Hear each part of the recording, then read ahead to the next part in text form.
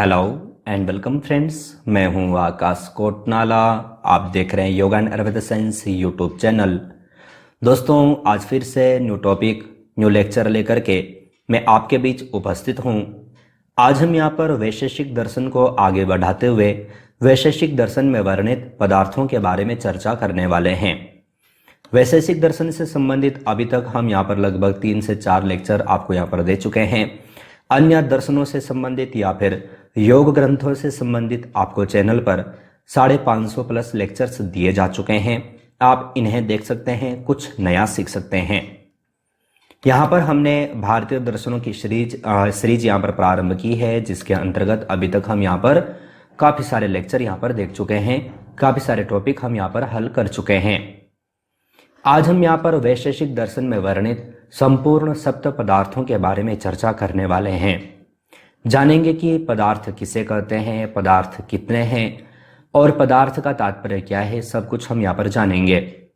उससे पूर्व वैशेषिक दर्शन का परिचय हम यहाँ पर जान लेते हैं। वैसे तो पूर्व में मैंने आपको इसके बारे में अलग से लेक्चर दिया है, लेकिन इस टॉपिक को प्रारंभ करने से पूर्व थोड़ा सा हम यहाँ पर रिवीजन कर लेते हैं। जैसे कि आपको ध्यान में होना चाहिए कि जो वैशेषिक दर्शन है यह न्याय दर्शन के पूरक दर्शन के नाम से जाना जाता है। जिस प्रकार से हम न्याय दर्शन पढ़ते हैं, न्याय में जो चर्चा की गई है, उसी प्रकार से हमारा जो वैशेषिक दर्शन है यहाँ पर भी चर्चा हमें प्राप्त होती है। जैसे कि परमाणु आदियों के बारे में यहाँ पर चर्चा की गई है। जिस प्रकार से योग और सांख्य एक दूसरे के पूरक हैं, उसी प्रकार से वैशेषिक न्याय का पूरक है। यहाँ पर हमें यह भी ध्यान में रखना है कि जो ये दर्शन है, यानी कि जो हमारा जो वैशेषिक दर्शन है, यह वैदिक दर्शन अर्थात आस्तिक दर्शन कहा जाता है, आस्तिक दर्शन माना जाता है। आस्तिक और नास्तिक के बारे में हम अलग से लेक्चर में चर्चा कर चुके हैं और ये आपको वेबसाइट पर भी पढ़ने को मिल जाएगा। अगर जो हम यहाँ पर पदार्थ के बारे में चर्चा करें तो पदार्थों के बारे में जानने से पूर्व हम यहाँ पर देख लेते हैं कि पदार्थ किसे कहते हैं, अर्थात पदार्थ क्या है। तो वैशेषिक दर्शन के अनुसार आप यहाँ पर देखेंगे, वैशेषिक दर्शन में दृश्य, अदृश्य, भौतिक, अभौतिक, जो चराचर सारा जगत है वह सब पदार्थ कहलाता है। वैशेषिक दर्शन के अनुसार जैसे कि हमने देखा भी है कि ये परमाणुओं को मानने वाला है, परमाणुवाद वाला दर्शन है। तो यहाँ पर अगर जो हम देखते हैं जो वैशेषिक दर्शन है, इसके अनुसार जितने भी दृश्य और अदृश्य वस्तुएं हैं या फिर भौतिक और अभौतिक जितने भी पदार्थ हैं, यहाँ तक कि संपूर्ण चराचर जगत, जो संपूर्ण चराचर जगत है वह सब पदार्थ कहलाता है। याद रखिएगा, पदार्थ किसे कहते हैं या फिर पदार्थ क्या है। तो वैशेषिक दर्शन के अनुसार जो कुछ हमें दिखाई दे रहा है, संपूर्ण जगत, यह सब क्या है, पदार्थ है। तो ये आपको याद रखना है।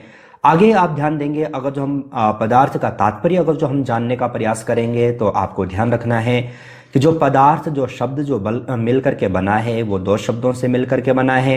एक है पद और दूसरा है अर्थ। पद अर्थ मिलकर के पदार्थ बनता है, अर्थात पदार्थ व्यापक अर्थ है। इसमें वह सब आता है जिसे हम नाम दे सकें, वह सब पदार्थ कहलाता है। अब यहां पर कहा कि पदार्थ किसे कहते हैं, तो कहा कि जिसे हम नाम दे सकें। जगत में जो कुछ भी चीजें हैं, जो कुछ वस्तुएं, जो कुछ हम देख रहे हैं, जिस वस्तु, जिस द्रव्य पदार्थ को अगर जो हम नाम दे सकें तो वह सब के सब पदार्थ कहलाते हैं। अब यहाँ पर एक शंका यहाँ पर उत्पन्न होती है कि हम आंखों से या फिर स्पर्श के माध्यम से या फिर ज्ञानेंद्रियों के माध्यम से हम कई सारे पदार्थों का अनुभव करते हैं, कई सारे पदार्थ हमें दिखाई देते हैं। तो इसका तात्पर्य तो पदार्थ अनगिनत होने चाहिए, क्योंकि यहाँ पर इन्होंने कहा कि यहाँ जो पदार्थ वह सब कहलाते हैं जिसे हम नाम दे सकें। तो नाम दे सकें का तात्पर्य है कि अगर जो आप लेक्चर लैपटॉप या फिर मोबाइल या फिर टैबलेट के माध्यम से भी देख रहे हैं तो वहां पर भी हमने उसे नाम दिया है, मोबाइल दिया है या फिर लैपटॉप या फिर डेस्कटॉप या फिर टैबलेट, या फिर जितने भी अगर जो हम अन्य चीजों को देखें तो वो भी अन्य चीजें। अगर जो हम घर में हैं तो घर में हम देखते हैं कितनी सारी वस्तुएं होती हैं। तो जितनी वस्तुएं हैं उनको हम नाम दे सकते हैं और उनको अलग अलग नाम देने के कारण वह क्या है, पदार्थ हैं। तो यहाँ पर एक शंका यहाँ पर उत्पन्न होती है कि नाम तो हम कई सारी चीजें हैं जिनको हम नाम दे सकते हैं, तो वो सब के सब पदार्थ हैं। तो यहाँ पर वैशेषिक दर्शन फिर कहता है कि पदार्थ तो अनगिनत हैं, हम गिनती भी नहीं कर सकते, इतने पदार्थ हैं। लेकिन वैशेषिक दर्शन में जो महर्षि कणाद हैं, उन्होंने जो पदार्थ हैं, पदार्थों को 7 भागों में विभाजित किया है। तो ये भी आपको ध्यान में रखना है। देखो मैं आपको बता दूं कि अगर जो आप ये लेक्चर अपने नॉलेज के लिए देख रहे हैं तो भी ये आपके लिए यूजफुल है। अगर जो आप एग्जाम के अकॉर्डिंग, अगर जो आप योग के स्टूडेंट हैं या फिर आप दर्शन के स्टूडेंट हैं, अगर जो आप एग्जाम के अकॉर्डिंग ये लेक्चर देख रहे हैं तो भी ये लिए आपके लिए काफ़ी यूजफुल है। आपको ध्यानपूर्वक यहाँ पर देखना और समझना चाहिए। तो पदार्थ क्या है? तो कहा है पदार्थ वह सब है जिसे हम नाम दे सकें, वह पदार्थ है। लेकिन इन पदार्थों की भी कुछ संख्या यहाँ पर निर्धारित की गई है, जो कि है 7। जैसे कि आप यहाँ पर देखेंगे, अगर जो हम पदार्थ के प्रकार के बारे में अगर जो हम पढ़ते हैं तो आप ध्यान देंगे, वैशेषिक दर्शन में अनगिनत पदार्थों को 7 कोटियों में बांटा गया है। तो जैसे कि मैंने अभी आपको कहा कि पदार्थ तो अनेक हो जाएंगे, लेकिन उन अनेकों को भी यहां पर 7 कोटियों में बांटा गया है। जैसे कि एग्जाम्पल अगर मैं आपको दूं, जैसे कि हमने योग दर्शन में पढ़ा कि जो वृत्तियां हैं वो अनेक होती हैं, लेकिन महर्षि पतंजलि ने उन वृत्तियों को 5 भागों में बांटा है। अगर जो आप योग दर्शन सीखना चाहते हैं, जानना चाहते हैं, तो योग दर्शन से संबंधित 45 लेक्चर मैंने आपको चैनल पर दिए हैं। तो वहां पर जो वृत्तियां हैं वो अनेक हैं, लेकिन उनको मूल रूप से 5 भागों में विभाजित किया गया है। तो उसी प्रकार से यहां पर भी जो पदार्थ हैं उन्हें 5 भागों में विभाजित किया गया है। अब वो 5 प्रकार कौन कौन से हैं तो आप ध्यान दीजिएगा। द्रव्य, गुण, कर्म, सामान्य, विशेष, समवाय और अभाव। तो इस प्रकार से जैसे कि द्रव्य है, गुण है, कर्म है, सामान्य है, विशेष है, समवाय है और अभाव है, इन 7 से मिलकर के जो ये पदार्थ हैं इनकी संख्या 7 होती है। अब एक चीज मैं आपको और यहां पर बता दूं कि पहले सिर्फ यहां पर 6 ही पदार्थों की मान्यता को स्वीकार किया गया था। द्रव्य, गुण, कर्म, सामान्य, विशेष और समवाय, सिर्फ इन 6 की मान्यता को ही स्वीकार किया गया था। जो ये अभाव जो है ये अंतिम और बाद में लिया गया पदार्थ है। एग्जाम में आपको इस प्रकार से प्रश्न पूछे जा सकते हैं। अगर जो आप यूजीसी नेट की तैयारी कर रहे हैं तो आपको इस प्रकार से प्रश्न पूछे जा सकते हैं। इंटरव्यू में आपको इस प्रकार से प्रश्न पूछे जा सकते हैं। तो ये सारी चीजें आपको ध्यान में होनी चाहिए। अब यहाँ पर जो प्रथम आप यहाँ पर देखेंगे, अंतिम यहाँ पर एक इन्होंने जो पदार्थ है वह अभाव पदार्थ यहाँ पर उन्होंने लिया है। अब यहाँ पर आगे भी ध्यान देंगे कि प्रथम के 6 भाव पदार्थ कहलाते हैं। अब यहाँ पर जो प्रथम के जो 6 जो पदार्थ हैं इन्हें कहा जाता है भाव पदार्थ, और अंतिम में जो 7वां है यह है अभाव। तो इस प्रकार से यहाँ पर 7 पदार्थ यहाँ पर होते हैं। तो प्रथम जो है वह भाव पदार्थ हैं और अंतिम अभाव। तो ये भी आपको ध्यान रखना है। कोई भी आपसे पूछ सकता है कि वैशेषिक दर्शन के अनुसार भाव पदार्थ कौन से हैं, तो आपको याद होना चाहिए। या फिर अभाव कौन सा पदार्थ है, तो अंतिम है अर्थात 7वां पदार्थ है। तो ये सब आपको याद होना चाहिए। अब देखो ये काफी बड़े बड़े टॉपिक हैं। जैसे कि हम देखेंगे कि द्रव्य किसे कहते हैं और द्रव्य के प्रकार कितने हैं, गुण क्या है, गुण किसे कहते हैं, गुण के प्रकार कितने हैं, कर्म, तो कर्म क्या है वैशेषिक दर्शन के अनुसार, कर्म के प्रकार क्या हैं, सामान्य है, विशेष है, समवाय है और अभाव है। तो इन सब के भी यहाँ पर टाइप्स हमें यहाँ पर पढ़ने को मिलते हैं। अगर जो आप वैशेषिक दर्शन को अगर जो आप डीप पढ़ना चाहें तो मैं आपको आगे काफ़ी सारे लेक्चर इससे संबंधित यहाँ पर देने वाला हूँ। तो आप अगर जो अभी तक चैनल को सब्सक्राइब नहीं किए हैं तो चैनल को सब्सक्राइब करके चैनल से जुड़ सकते हैं। और ये सारी चीज़ें आप वेबसाइट पर भी पढ़ सकते हैं। सब कुछ मैंने आपको वेबसाइट पर दिया है, आप वहाँ पर जाकर के भी इन्हें पढ़ भी सकते हैं।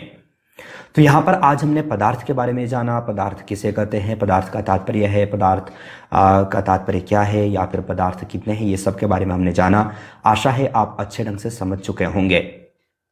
इसके बारे में जो जितने भी पदार्थ हैं, 7 के 7 पदार्थ, सब के बारे में हम डिटेल में अलग अलग लेक्चर में हम आगे चर्चा करने वाले हैं। लेक्चर के अंत में आप सभी जानते हैं कुछ प्रश्न मैं आपको यहाँ पर देता हूँ।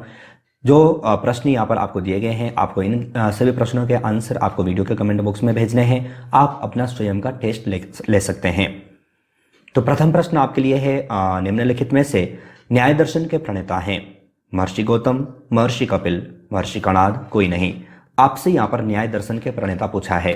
न्याय दर्शन से संबंधित भी मैं काफ़ी सारे लेक्चर आपको चैनल पर दे चुका हूँ। आप सही आंसर छांट करके वीडियो के कमेंट बॉक्स में भेजिएगा। दूसरे प्रश्न की ओर चलें। निम्नलिखित में से वैशेषिक दर्शन में वर्णित प्रमाण है? प्रत्यक्ष, अनुमान, उपरोक्त दोनों, कोई नहीं। वैशेषिक दर्शन के अनुसार प्रमाण के बारे में मैं आपको बता चुका हूँ कितने प्रमाण हैं, और उसके बारे में मैं अच्छे ढंग से आपको समझा चुका हूँ। आपने पुराना लेक्चर देखा होगा। आप सही आंसर छांट करके वीडियो के कमेंट बॉक्स में भेजिएगा। तीसरे प्रश्न की ओर चलें। निम्न में से वैशेषिक दर्शन किस श्रेणी का दर्शन माना जाता है? वैदिक, अवैदिक, उपयुक्त दोनों, कोई नहीं। तो सही आंसर क्या है छांट करके वीडियो के कमेंट बॉक्स में भेजिएगा। साथ ही साथ आप सभी को बता दें जो प्रश्न आप यहाँ पर देख रहे हैं, इसी प्रकार से प्रश्नोत्तरी सीरीज की चैनल की ओर से 3 ई बुक पब्लिश की जा चुकी हैं।